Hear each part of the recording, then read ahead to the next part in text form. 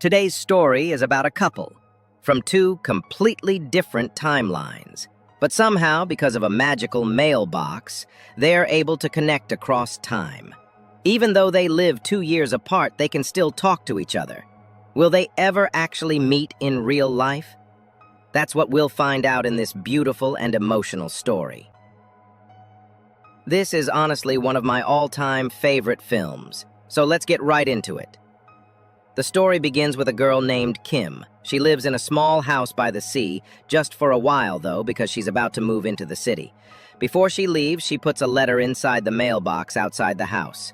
Sometime later, a guy named Han moves into the same house. He's a construction worker building a bridge nearby, and he immediately falls in love with the place.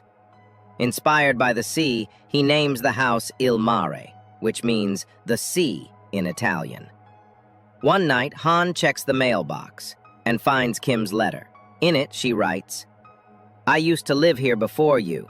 I'm waiting for an important letter, so if it ever shows up under my name, please forward it to the address below. Also, the puppy paw prints near the front door were already there. They're not my fault." Han is confused. He checks the date on the letter. It says 1999, but for Han, it's still 1997. He assumes Kim must have made a mistake and written the wrong year. But then, he checks the ground, and there are no puppy paw prints. That's strange. Later, Kim comes back to the house and checks the mailbox again. She's eagerly waiting for a reply, and notices that someone has read her letter. But no one's living in the house anymore, so who took her letter? Han, on the other hand, visits a local shop and asks the shopkeeper if someone lived there before him. The shopkeeper says, "Nope, that house was just built a month ago. You're the first tenant." That's when Han realizes something odd is going on. And to make things stranger, a small puppy follows him home, and soon he adopts it. One day, while painting a little house for the puppy, the paint spills, and the puppy walks through it, leaving paw prints all over the floor. That's when it hits Han. These are the same paw prints Kim mentioned in her letter, but they just happened today. Now Han is seriously freaked out. So he writes back to Kim. Next, we see Kim return to the house again. This time she finds Han's letter in the mailbox. He writes, "You said you're waiting for a letter, but I'm the first person to ever live in this house. Also, how did you know I named this place Il Mare?" Kim checks the letter's date, 1997, which is 2 years in the past. She writes back, "You dated your letter 1997, but it's 1999 right now. If this is a prank, please stop. That letter means a lot to me." Han responds, "This isn't a joke. It really is 1997 here. Let me break it down. There's a mailbox that connects two timelines. Kim is living in 1999. Han is in 1997.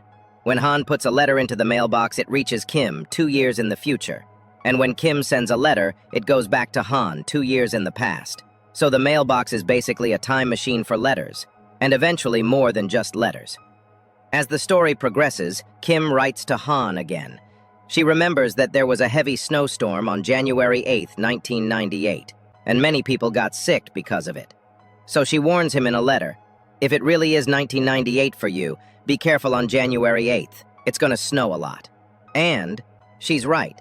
It snows heavily that day. Han catches a fever. Now he knows Kim is telling the truth. He writes back asking, "How do you know all this? Are you really from the future? Or are you just guessing?" Han tries to visit Kim's new apartment, but when he reaches the location, the building isn't even built yet. Now both of them realize they're living in completely different times. Still, they continue writing letters, growing closer and closer. Eventually, they figure out that this magical mailbox is the reason they're able to talk. One day, a letter Kim sent to her boyfriend comes back to her, undelivered. She had written it long ago when her boyfriend was leaving for Chicago and had asked her to come with him. Kim chose her career instead, and ever since, she's been waiting for a response. When she calls him now, another woman answers. Her boyfriend has clearly moved on.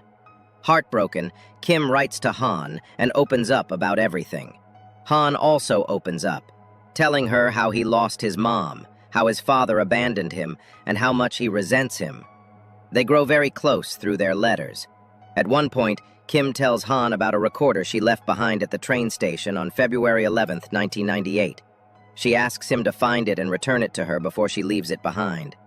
Han goes to the station that day and sees a girl sitting on a bench. It's Kim, but he doesn't know her face. He's never seen her before. Before he can approach her, she boards the train and leaves her recorder behind. Han picks it up and later places it inside the mailbox. Soon after, Kim receives the recorder in her time and hears Han's voice inside. He had recorded something for her. She's overjoyed. But things get serious when Han learns that his estranged father is in the hospital. He doesn't want to see him, but Kim finds his father's autobiography and discovers he passed away on that exact day in 1997. She rushes to warn Han, but gets into an accident. By the time she recovers, it's too late. Han's father has died. Kim sends Han the book. In it, Han learns how much his father loved him, and that he built the seaside house just for him. Han breaks down in tears, but he decides to turn his life around and starts studying again to become an architect, just like his dad. Kim and Han continue to bond, even dreaming about meeting in person one day. They decide to go on a date by visiting the same park, on the same day, 2 years apart. They sit on the same swing, thinking of each other. Kim follows Han's instructions to visit a wine shop nearby. Inside, a bottle of wine is waiting for her, with a note from Han written 2 years ago. It makes her smile. Finally, they agree to meet, for real, at the beach where Kim dreams of having a house. Han sets a reminder to go meet Kim in the year 2000. On the big day, Kim arrives early. She waits all day, but Han never shows up. Back home, she writes to Han, "Maybe you forgot about me, or maybe I was never worth remembering." Meanwhile, Han is confused. Why didn't he go meet her? Did he really forget her 2 years later? Later, Kim runs into her ex-boyfriend, who's now getting married. She regrets not going with him to Chicago. She asks Han, "If I had gone that day, maybe we'd still be together. Could you try to stop him from leaving?" Han is crushed. He's fallen in love with Kim, but he wants her to be happy, so he tries. He finds Kim and her boyfriend in the past, but seeing them together breaks his heart. He never says a word. Kim tries to get back with her ex, but he tells her he's moved on. That's when she realizes she's made a huge mistake. She's hurt Han deeply. She checks the mailbox and finds one final letter from Han. "I'll do everything I can to bring you two back together, but this is my last letter. Please forget me. I'll always love you, but I want you to be happy." Kim is devastated. She realizes what she's lost. She rushes to the school where Han is studying and sees a painting, the same one she once saw on the beach. A boy asks, "Are you Kim?" Shocked, she asks how he knows her name. He tells her, "This house design, Han made it, for you." She asks, "Where is Han now?" The boy replies, "He died in an accident. March 25th, 1998. He was going to stop someone from leaving, but never made it." Kim freezes. That was the day she saw a man hit by a car, but she didn't recognize him then. Now she knows. It was Han. She breaks down and races to the mailbox to send one final letter. She tells him, "Please don't come that day. If you do, you'll die. Please, just don't." And finally, we return to the beginning of the film. Kim is about to leave the house for good. Just then, someone approaches her. It's Han, alive, holding her final letter in his hand. He smiles and says, "Are you ready to hear a magical story?" And just like that, this beautiful movie comes to an end.